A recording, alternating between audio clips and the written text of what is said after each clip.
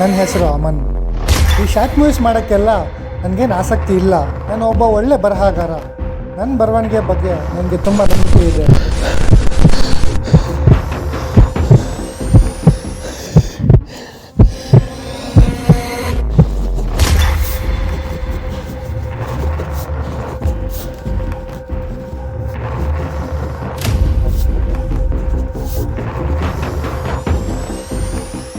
ನಮ್ಮ ಜೀವನ ಅನ್ನೋದು ಒಂದು ನೋಡು ಖಾಲಿ ಪೇಪರ್ ಇದ್ದಂಗೆ, ಏನೂ ಇರಲ್ಲ ಆ ಪೇಪರಲ್ಲಿ.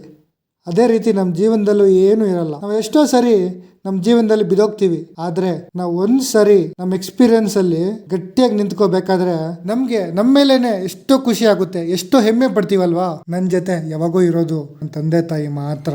ಆದರೆ ಅದಕ್ಕಿಂತ ನನ್ನ ಜೊತೆ ಇನ್ನೊಬ್ರು ಇರ್ತಾರೆ, ಅವರೇ ನನಗೆ ತುಂಬ ಕ್ಲೋಸು, ತುಂಬ ಫ್ರೆಂಡ್ಲಿ, ನನ್ನ ಜೊತೆ ಮಾತಾಡ್ತಾ ಇರ್ತಾರೆ. ಅವ್ರು ಯಾರಂದರೆ ಯಾರು